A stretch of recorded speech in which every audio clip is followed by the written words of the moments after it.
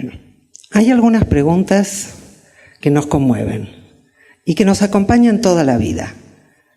Una de las mías es esta: ¿qué vemos cuando vemos? Y también, ¿qué ven los demás? Y cómo ponernos de acuerdo. Y, por supuesto, ¿quién decide? El tema de la percepción me apasionó siempre. Tal vez esto fue uno de los comienzos, un momento que yo le pedí permiso a mi papá para ir a un campamento, ya me estaba diciendo que sí, y se enteró que había carpas mixtas. Un desastre.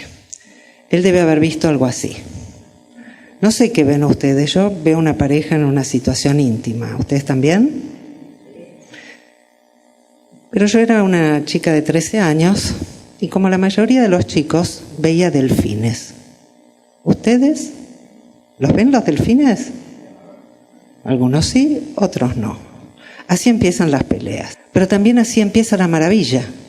La oportunidad de ver desde distintos puntos de vista, de conocer el mundo de muchas maneras diferentes, porque siempre las hay. Porque nuestra percepción y nuestro conocimiento no es algo que se nos da naturalmente como un reflejo de lo que hay, aunque nos educaron en eso, sino como un encuentro con el mundo. Y el contexto es fundamental para darnos cuenta de cómo percibimos. Por eso les voy a invitar a compartir este otro experimento de Adelson. Este experimento tiene dos marcadas baldosas, una dice A y otra dice B. En estas baldosas yo las veo muy distintas, muchísimo más clara la B que la A. ¿Ustedes? También, ¿no?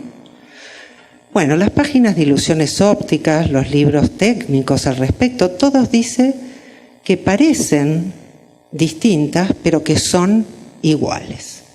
Y para convencernos agregan un argumento visual, que es el siguiente. Vamos a ir cambiando el contexto. Fíjense lo que pasa. Un poco más, ya empieza a cambiar, ¿no?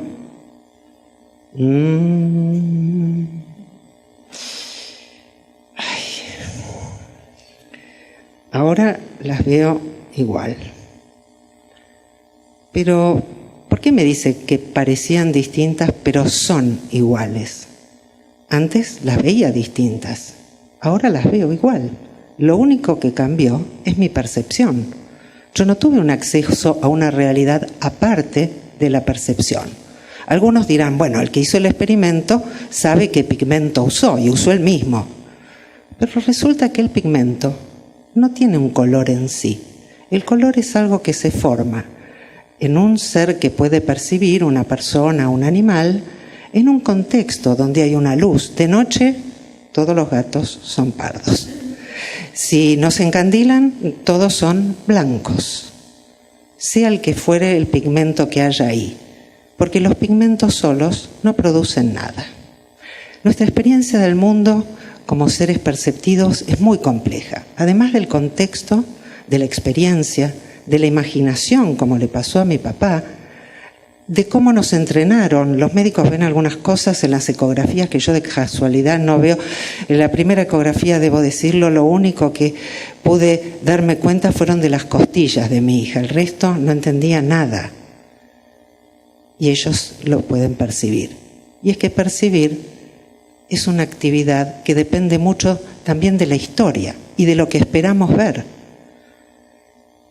Ahora los voy a invitar a hacer otro experimento donde el lugar crucial va a ser la atención. Así que les pido, como las maestritas de escuela, por favor, presten atención. Vamos a ver un video. Hay dos equipos, uno con camiseta blanca y otro con camiseta negra. Se están pasando la pelota entre sí, hay dos pelotas y ustedes tienen que contar los pases de pelota del equipo blanco. Nada más que los pases de pelota del equipo blanco. ¿Están listos? Ya.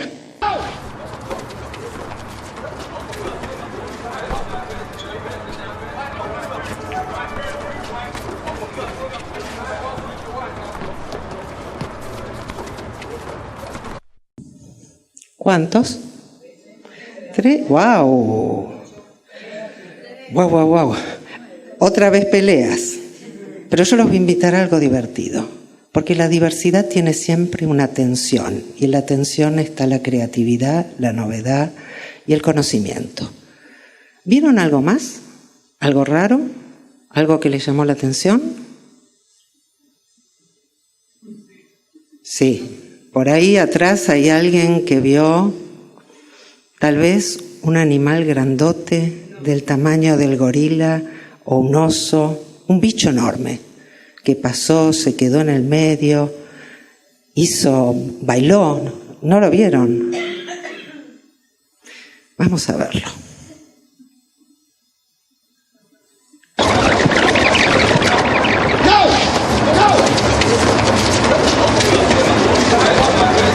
Ahí entra en el centro, mueve los brazos, baila, se queda un rato, Yo lo adoro y lo hice montones de veces y es muy gracioso. A veces sale bien, aunque uno vaya como un estúpido y diga, ¿hicieron el experimento del gorila invisible? Igual, cuando están contando los pases, una gran mayoría, aproximadamente más del 50%, por lo menos, no lo ve. Y lo que es más divertido todavía, hicieron una investigación, Simon y Chabris, que fueron los que crearon una versión de este experimento, y preguntaron a la gente si creería que vería un gorila o no contando los pases. Y dijeron, claro que sí, el 75% de la gente cree que deberíamos verlo. Y sin embargo, muchos no lo vimos. Los investigadores dicen que esto se debe a un fallo que llaman ceguera atencional. Es decir, que la atención nos deja ciegos. A mí me sorprendió todavía más la interpretación que el experimento. ¿A alguien se le ocurrió alguna vez que una piedra es ciega porque no puede ver? Nunca diríamos eso. ¿Por qué tendríamos que ver nosotros algo cuando estamos prestando atención a otra cosa? La verdad es que en nuestra cultura llevamos ya siglos de sospechar de los sentidos, ¿no? Ya Aristóteles, Platón sospechaban de ellos. Y en la actualidad los neurocientíficos sospechan del cerebro y dicen que nos engaña. Es muy común que cuando nuestras expectativas fallan, salgamos a buscar el culpable. Los científicos no son ninguna clase de excepción a esta regla y salen como en las películas Cherchez la femme, ¿no? Como en el policial, hay que ir a buscar el culpable. Rara vez se cuestionan si las expectativas eran adecuadas, si realmente nuestra visión nos muestra lo que hay, o si lo que falla es la teoría de la visión. A la percepción no le falla nada. Nosotros hablamos, por ejemplo, de ilusiones ópticas. ¿Ustedes vieron algún anteojo ilusionar? Sería rarísimo, ¿no? Cuando dicen que el cerebro nos engaña, ¿a qué yo estaría engañando mi cerebro? Y me pregunto también, ¿el cerebro es un órgano que tiene intenciones propias, separadas, independientes? Yo creo que no. Creo que hay otra forma de pensar esto, y esta otra forma tiene que ver con estos recorridos de mi vida que me llevaron de la bioquímica a la filosofía, de la filosofía a los temas de redes, del trabajo sobre la percepción a la epistemología, que es la teoría del conocimiento, y allí me di cuenta que desde muy antiguo hay una teoría que no es nada intuitiva, como dicen los autores del gorila. Este es el culpable que eligieron ellos, la intuición que nos engaña, sino que hemos sido educados en ella. Esta teoría empezó a existir en el Renacimiento. Antes del Renacimiento no había nadie a quien se le ocurriera ver para creer. No era un argumento, no era algo que la gente se planteara. Recién en el Renacimiento aparecen cosas como esa caja que ustedes ven que se llama cámara oscura y que permite formar una imagen interna del David, que está allí, lo elegí porque es renacentista. Más tarde vino la fotografía, pero en el medio, para que ustedes se den cuenta de la dificultad que tuvo nuestra cultura para aceptar esto, existió Galileo. Seguro que en la escuela le contaron lo que les costó a Galileo que alguien mirara por el famoso telescopio. Y un par de siglos después vino Leeuwenhoek, al que nadie le creía cuando miraba por el microscopio y encontraba una cantidad enorme de microbios en lo que se creía que era agua pura. Así que desde el siglo XVI, XVII hasta el siglo XIX, esto de ver para creer tuvo muchas dificultades. Inclusive Comte, que fue uno de los fundadores del positivismo, dijo que el microscopio era un aparato maquiavélico y no se podía confiar en él. Pero una vez que se aceptó, ya en el siglo XIX,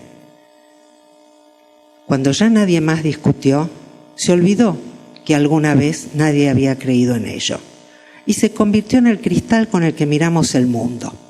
Hoy los investigadores están desarrollando nuevos experimentos que no encajan bien con la idea de que vemos la realidad. Todos aceptan que no vemos la realidad.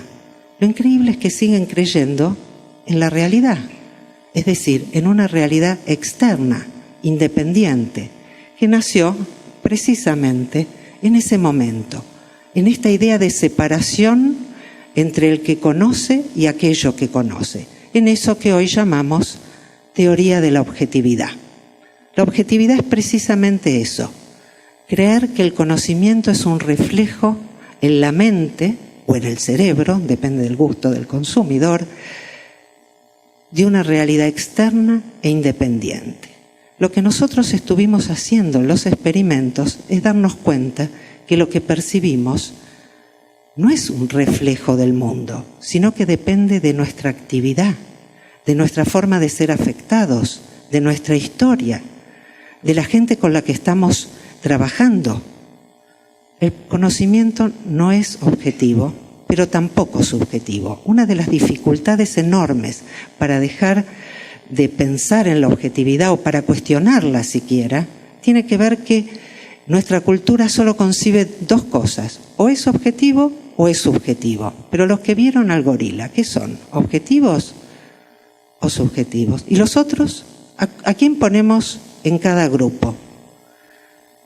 Cuando nosotros abandonamos este pensamiento dicotómico que solo admite dos opciones y entramos en el mundo de interactividad, tenemos otra posibilidad de comprender nuestra experiencia del mundo. Este es uno de los aspectos para mí claves. Si yo, cuando era chica, hubiera podido saber todo esto que la investigación me ha permitido conocer ahora, la pelea con mi papá por lo menos lo hubiera tomado de otra manera. Yo no creo que mi papá me permitió ir porque me permitió ir al final al campamento, Pero no fue porque lo convencí por nada de la objetividad, hice huelga de hambre.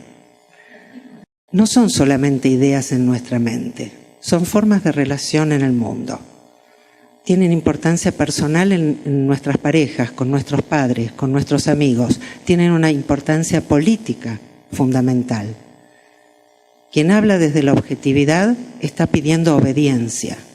¿Quién puede ser el vocero de la objetividad? Cuando Galileo invitó a mirar a las estrellas, había muchos mundos nuevos por descubrir. Él no pedía una nueva inquisición, una nueva verdad. Él solo quería lugar para un nuevo punto de vista, para ampliar la experiencia. Pero esa experiencia después se hizo cada vez más chiquita y cuando el objetivismo se consolidó también la idea de un único punto de vista verdadero, de un acceso único a la realidad. Y el periodismo es uno de los ámbitos donde más existe esta creencia. Vamos a compartirla. Ella se arrimó para empujarlo y él aprovechó y la agarró así, haciéndose el bueno. Yo digo lo que estaba haciendo, puteándolo al policía. Le estaba diciendo de todo, porque sabía que era una falsedad. Ella está reclamándole al tipo, no sé si que la deje pasar, que le devuelva el hijo, no sé. Le está reclamando algo mal. Y en un momento dado, ella le golpea el pecho al policía. En ese momento en que ella le pega, él creo que se da cuenta que no tiene ninguna manera de frenarla. Que la única manera de pararla es o le da un cachetazo o la abraza. Es muy importante la foto de Jorge Sánchez porque muestra justamente otro gesto, es la misma situación en otro gesto de mucha tensión, donde la madre está gritándole y el policía la mira con un gesto muy desagradable. Y esa foto Jorge Sánchez la expuso en la muestra de periodismo gráfico de 1983 junto con esta. Los fotógrafos, cuando mostraron las fotos, mostraron las dos juntas. Se abre la exposición la primera noche, el primer día, y al segundo día van a la exposición y la foto de Sánchez no está. Elegí muy a propósito este documental de Canal Encuentro, Fotos, Relatos de un País, en particular este que habla de la Marcha por la Vida, y los invito a verlo porque es fantástico, porque esta foto no es falsa, no es una foto trucada. Para la idea de ver para creer tuvo mucha importancia también la imprenta, la idea de una copia fiel y un original. Ahí empieza a formarse esta idea. Pero en la era de la interactividad, creer que existen copias fieles, cuando señoras de 80 parecen de 15, gracias al Photoshop, y el Photoshop puede ser manejado por cualquiera de nosotros, resulta bastante más difícil. Y no es que yo crea que la objetividad era posible antes o que había fidelidad antes, no soy tan ingenua, pero creo que es más fácil darse cuenta ahora. Creo que nuestros modos de vida contemporáneos nos habilitan para incorporar más puntos de vista, para reconocer la diversidad, para disfrutar de ella. Les cuento que en el año 1802, Pierre-Simon de Laplace le presentó a Napoleón su libro científico recién terminado, uno de los más importantes de la época. Napoleón sabía bastante de ciencia, lo ojea, lo mira y dice, pero aquí no habla de Dios, porque en esa época no se podía escribir un libro científico que no hablara de Dios. Y Pierre-Simon de Laplace, tan tranquilo, le dijo, me pareció una hipótesis prescindible. Esa anécdota me anima. Espero que en algunos siglos sea posible por lo menos conversar tranquilamente si existe o no la objetividad. Desde luego, mi planteo es que no hay tal, que lo que llamamos objetividad es apenas un foco estrecho del mundo. Esa foto no es falsa, la otra tampoco. Pero ninguna foto puede capturar ninguna realidad, ninguna observación captura las realidades. Lo que nos captura son las ideologías, como la objetividad. Por eso cuando me preguntan si, hablando mal, porque así lo toman, de la objetividad hay que renunciar a la ciencia, le digo, de ninguna manera. La ciencia es una empresa creativa humana maravillosa que he cultivado, en la que sigo trabajando, que disfruto y que valoro y respeto. La ideología objetivista es otra cosa. No es ciencia, es ideología. Y es un sistema a través del cual nos invitan a aceptar pasivamente en vez de comprender activamente. Tal vez de lo que se trata en estos tiempos de interactividad es abrir nuestra experiencia a un mundo donde quepan muchas experiencias distintas. Soltar amarras y emprender un viaje creativo que reconozca la diversidad en todas sus formas y en la legitimidad de los modos de conocer y trabaje para ver cómo convivimos en la diversidad sin aceptar que hay ningún punto de vista privilegiado. Tal vez se trate de seguir el camino al que nos invitó Proust, cuando decía que el acto real de conocimiento no consiste en encontrar nuevas tierras, sino en ver con nuevos ojos. Esa es mi invitación.